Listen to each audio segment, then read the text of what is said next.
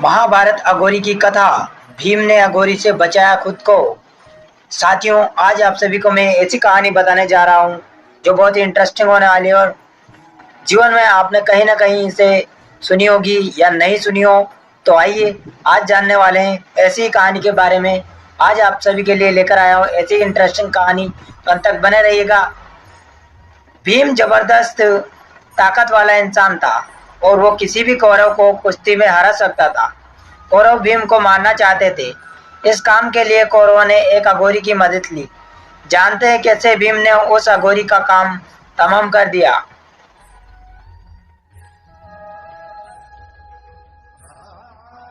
अभी तक क्या हुआ? द्रौपदी के स्वयंवर में भाग लेने के दौरान शर्त हार जाने से दुर्योधन बौखला जाता है और हर वक्त इसे उधेड़ बुन में डूबा रहता है कि अगला क्या करे। जब उसकी पत्नी भानुमति उसे समझाती है कि वह कृष्ण से पूछे कि उसे आगे क्या करना चाहिए, तो यह सुनते ही दुर्योधन क्रोध में आपे से बाहर हो जाता है।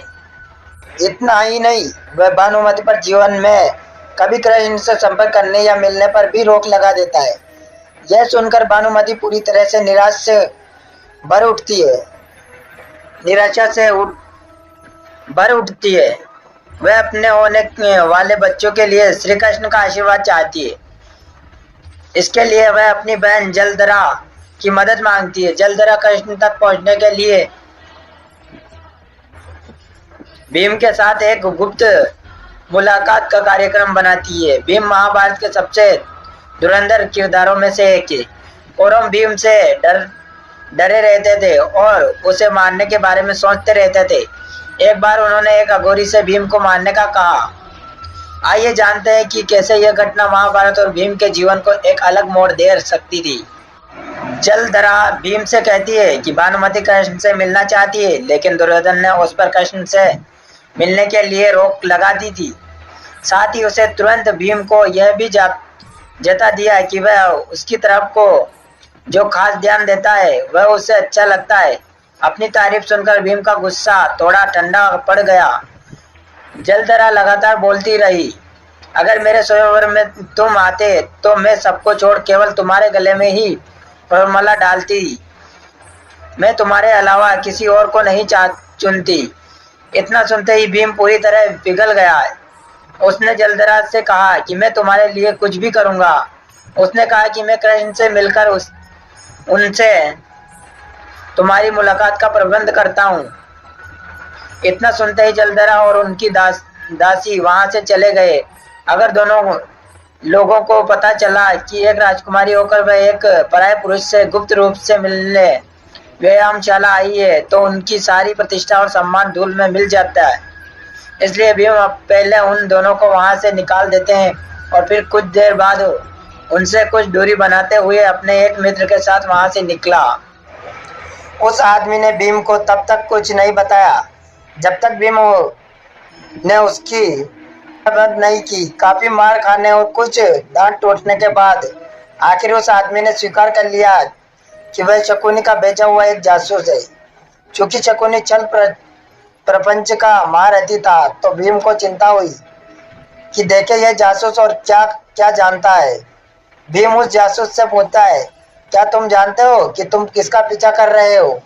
वह आदमी जवाब देता है, मुझे यह तो नहीं पता कि यह कौन है, लेकिन उस महिला ने जिस तरह के कपड़े पहन रखे हैं, जिस तरह की छवि और चाल है और उसके साथ दासी है, उसे देखकर लगता है कि जरूर यह महिला महल से संबंधित रखती है, इसलिए मैं उसका पीछा कर रहा था।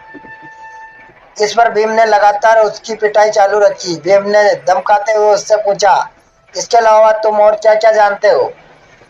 अपनी जिंदगी खतरे में देख जासूस ने कहा, शकुनी व दुशासन आपको भीष्म और कृष्ण को मारने की योजना बना रहे हैं। अगली अमावस्या तक आप तीनों मारे जाएंगे। भीम ने उसे थोड़ा और धमकाते हुए पूछा, सारी चीजें विस्तार से बताओ। जासूस ने कहा, नदी के पार एक साधु रहता है जिसका नाम महाअघोरी है। अघोरी योग की एक चरम व रहस्यमय शाखा है। उसने कहा, शकुनी व दुशासन इस समय महाअघोरी के साथ बैठकर कोई काला जादू कर रहे हैं जिससे आप तीनों को मारा जा सके। भीम ने उस जासूस को अपने हाथ ले लिया उन्होंने एक नाव के जरिए नदी पार की। नदी पार करके वे वहां पहुंचे जहां महागौरी पूजा कर रहा था। वे लोग पास ही में एक पेड़ के पास छिप गए। शकुनी व दुशासन एक छोटी सी कुटिया के आगे एक छप्पर के नीचे महागौरी के साथ बैठे हुए थे। उनके सामने आग जल रही थी। 75 से 80 साल का अघोरी पूरी तरह से नग्न अवस्था में था, जैसे आमतौर पर अघोरी होते हैं। जब वह धीमी आवाज में मंत्र पढ़ रहा था और कुछ बड़बड़ा रहा था तो उसके सामने बैठे शकुनी और दुशासन आंखें फाड़े हैरान से देख रहे थे। भीम ने पेड़ के पीछे खड़े होकर उन तीनों में होने वाली बातचीत सुनी। अघोरी ने उनसे पूछा कि तुम सबसे पहले किसे खत्म करना चाहते हो? दुशासन ने जवाब देता है, सबसे पहले हम भीष्म को खत्म करना चाहते हैं। वह हमेशा रास्ते में रोड़ा बन कर खड़े रहते हैं। उसके बाद कृष्ण को खत्म करना चाहते हैं और फिर भीम को। वह भी पांडवों की असली ताकत है। अगर वह खत्म हो जाता है तो हम पांडवों को तोड़कर रख देंगे।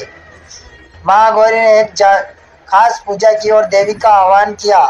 अचानक एक भयानक आवाज आनी शुरू हुई जो महागौरी से बात करने लगी। वह आवाज महागौरी को मेरे बच्चे कहकर संबोधित कर रही थी। महागौरी ने उससे कहा, ये लोग अगली अमावस्या तक गंगापुत्र भीष्म को खत्म करना चाहते हैं। उस आवाज ने जवाब दिया, भीष्म को इच्छा मृत्यु का वरदान मिला है, इसलिए इस मामले में मैं कुछ नहीं कर सकती। इसके अलावा और क्या? अघोरी ने कहा, फिर श्री कृष्ण वासुदेव को जाना चाहिए। इस पर देवी अट्टहास करते हुए कहती है, वह एक दिव्य अस्तित्व है, उन्हें हम छू भी नहीं सकते। तब वे कहते हैं, फिर तो पांडुपुत्र भीम को मारना चाहिए। देवी जवाब देती है, जरूर बैठ व पूजा अर्पित करो, फिर मैं देखती हूँ। देवी के आदेश पर महाअघोरी पूजा का अगला चरण शुरू करने लगा ताकि अगले 1 महीने में भीम को खत्म किया जा सके। अगर सारी चीजें सही तरीके से की जाती है तो ऐसा संभव हो जाता है। लेकिन तभी भीम ने आगे बढ़ते हुए उस झोपड़ी के छप्पर को आग में झोंक दिया, जिससे पूरी झोपड़ी में आग लग गई। पहले उस आग में महागौरी की दाढ़ी और बाल जली और फिर उसके पूरे शरीर ने आग पकड़ ली। आग में गिरा गौरी बिना एक शब्द बोले शांत रहा। जब आग ने उसे पूरी तरह से घेर लिया तो बस उसने इतना ही कहा, माँ मैं आ रहा हूँ। न वह दर्द से कर रहा न चिल्लाया, बस पूरी शांति से मृत्यु को गले लगा लिया। महागौरी, जिसे देवी अपना बच्चा कहकर संबोधित करती है, आग में जलते हुए प्रचंड ऊर्जा में बदल गया। एक ऐसी ऊर्जा जिससे भयानक गर्जना और गूंज फूट रही थी। यह सब देखकर शकुनी और दुशासन डर गए और वे वहां से भाग गए। उन्होंने भाग कर नदी में छलांग लगा दी और तैरते हुए दूसरे किनारे पर पहुंचे। भीम ने अपने आप को छिपा लिया क्योंकि उसका काम पूरा हो चुका था। इसके बाद उसने जासूस की गर्दन मरोड़ दी क्योंकि उसे डर था कि अगर जासूस बच जाता है तो वह सारा भेद खोल सकता था। जो लोग अर्थर मार्ग यानी पराविद्या के मार्ग पर चलने वाले होते हैं, वे ऐसी चीज़ें सुन देख महसूस शुद्ध व चख सकते हैं कि जिसका आप कभी कल्पना नहीं कर सकते। जीवन के तौर पर देखा जाए तो बहुत रहस्यमय घटनाएं हो रही है। ईशा के पास स्थित इस वेलिंगिरी पर्वतों ने बहुत से सिद्धों, योगियों और तपस्वियों को देखा है। उन्होंने अपनी साधना से जो ऊर्जा यहाँ छोड़ी है उसे कभी खत्म नहीं किया जा सकता। वह हमेशा रहेगी। अगर आप सभी सही स्थितियाँ वातावरण तैयार कर दे तो वे अपनी पूरी ताकत से सक्रिय हो सकते हैं, वरना वे सहज रूप से वहाँ मौजूद है। कृष्ण द्वैपायन ऋषि ने कहा है, अथर्ववेद के साथ मिलकर अथर्ववेद को वेदों का एक हिस्सा बनाया।